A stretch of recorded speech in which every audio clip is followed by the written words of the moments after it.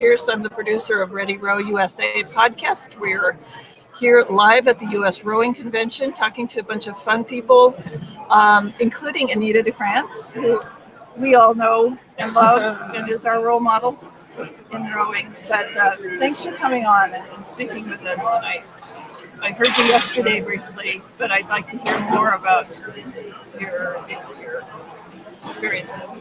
Thank you very much for giving me this opportunity. I'm having a wonderful time because I have so many friends here who I haven't seen in a long time.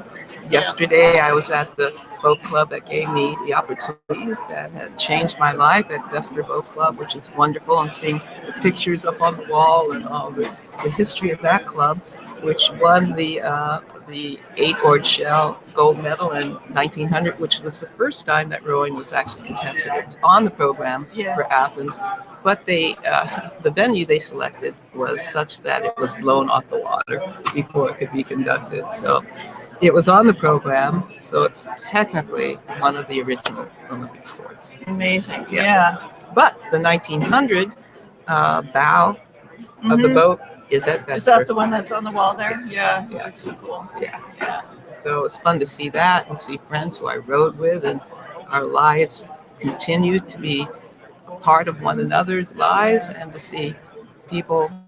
I've had wonderful experiences with people telling me what I've done with them over the years. I heard a lot of those. Oh, just because I said I went to your talk, and they said, "Oh, well, she, inspired me." Someone I was talking with who is also a Vesper Tiger, I was teaching him the song that most people don't know unless you were there in the late 70s, you wouldn't. And he said, "I have to tell you something." I said, "Oh, you presented a medal to me." I said, "Oh, yeah, I would love that." He said, "But you said, 'Well done, Vesper.'" Yeah. And he looked at me and I said, "How did you know?" Of course I know. So remember when they're doing well. So that's what I like to say. That's so cool. Well done. Yeah. Making those connections and overlapping, and he'll go on and Yeah. And so, and the things that have changed in the sport, learning about that, learning what the issues are for athletes today, to see how I can be helpful, especially for the women. It's so different because women now have a chance to stay in the sport longer than they did in my era. But what does that do for them professionally, or to them professionally? When you step out of your profession for 4 years, it's not so bad. But when it's 8 or 12 years, then you come back in, and everyone else has been doing it for 8 or 12 years, and you haven't. That's a lot tougher. Yeah, you can hear a lot of stories about women that have had to do that, especially.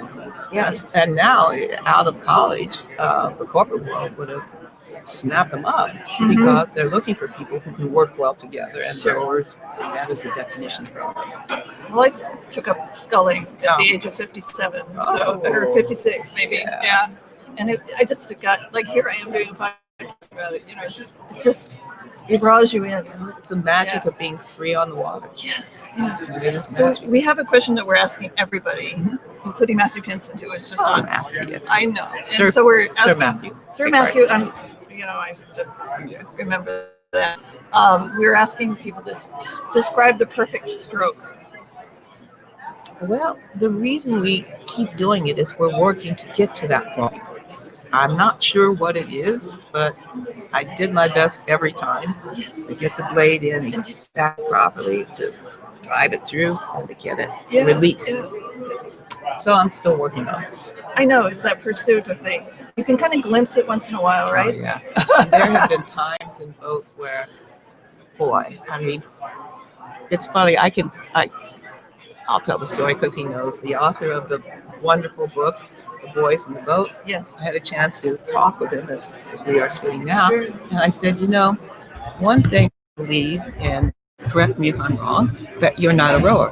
And he said, "No, I'm not." "Why did you say that?" I said, "Well, you got a lot of things that most people don't know about the sport. For example, you kind of told the world how much pain we go through. We don't talk about that because if we did, we would. Why would we do it? Drive down the road to the club. Right. And you talked about swing, which is important, and that's really essential. But the thing you didn't talk about is the feeling of the boat gets to speed, and it kind of rises up, and you can hear or feel the bubbles running underneath Oh, it. you know that sound. I have And a little that- piner, and I'm a single sculler, and Yeah. when I get that sound, it's the boat is talking to me. Exactly. So the boat is up to speed, and it's going to go so much faster. Yeah. So that feeling is singing to just, you. exactly. He said, oh, okay. Yeah. No one talked about that. I said, well, you're talking about the athletes of 36, Yeah. different world. We had at the head of the Charles, I did some interviews with Judy Wellman and Jennifer Huffman, who are the daughter and granddaughter of Joe Reyes. Yeah. And that was just fascinating. Oh, yeah. Judy had gone into all these attics of people and her own. And getting them to cooperate. Yeah. There is also a BS documentary called The Boys of 36. And the part of the book where he talks about how the stroke was really, really sick at the final race at the Olympic Games, and the coxswain's looking and say, I hope he's in there, but he's not communicating. Lenny Riefenstahl was a genius behind the camera. Unfortunately, she was doing it for the wrong side. Mm-hmm. But she was such a genius that's right, that she actually had the camera focused. So you can see that happening.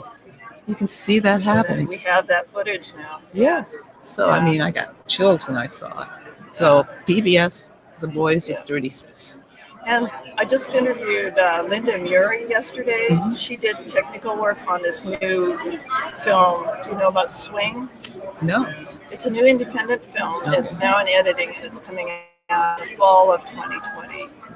But it's a fictional movie, but it's like one of those great. It's good to have these for awareness of people about rowing. Yeah. People that don't know about rowing will come.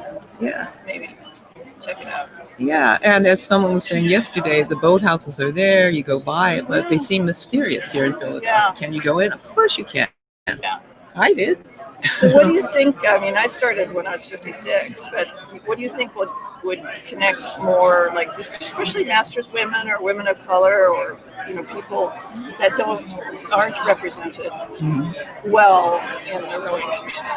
Well, to an extent, it's my fault for not doing more work to get more folks in, because as I always say, the boat doesn't care sitting in it. No. And just certainly perform. blades don't. Exactly. So it's open to everyone. Yeah. And I'm really glad that now ocean rowing will be on the program of the Youth Olympic Games in Dakar, Senegal in 2022, which means that we can be on the way So it's for actually an that. official sport. Yes. Yes. Awesome. For those games. Yes. And to me, that's the place of expansion.